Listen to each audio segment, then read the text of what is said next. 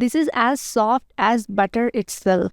Today I will share a recipe for soft, fluffy butter naan. When there are many guests at home, making thin chapatis becomes quite difficult. But if you prepare this butter naan, it will go amazingly well with any dishes.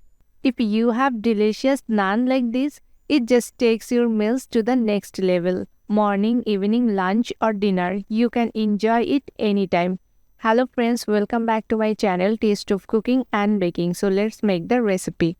I have taken 1 cup of lukewarm milk here. Now I am adding 2 tablespoons of sugar, then 1 tablespoon of yeast. Now I am gonna mix it and leave it for 5 minutes. After 5 minutes, I am adding 2 cup of all-purpose flour, 1 tablespoon of oil and 1/4 teaspoon of salt.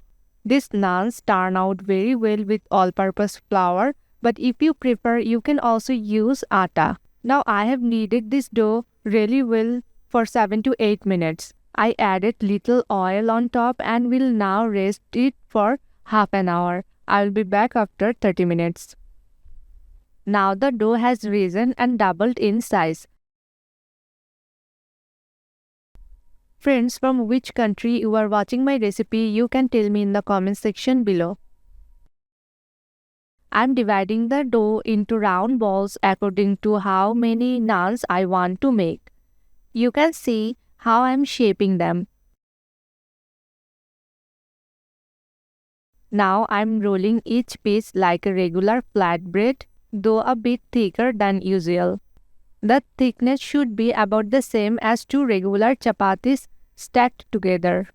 I'm not that great at rolling, but no need to make it perfect. They will puff up beautifully anyway. Then I will spread some butter on top of the naan. I will fold the dough and again I will roll the butter naan. Friends, there are more easy and delicious recipes on my channel. You can watch them. I hope you will like the recipes. By the way, tell me in the comments, do you prefer using atta or maida for naan? Or you have ever tried a mix of both? I am really curious to know what works best for you. Now it's ready. Now I will fry the butter naan. After placing the naan on the frying pan, I slightly increase the stove heat. Don't increase the heat too much right away, or the top will brown before the inside is properly cooked. Now I will spread some butter on both sides. When you see a nice brown color on top, take them off the pan. Just look at how beautifully they have browned. These naans stay soft even if you keep them on the table for 2 days. You can also refrigerate them and reheat later. Just dip the naan briefly in water and then heat it in a pan. It will feel like freshly made naan again.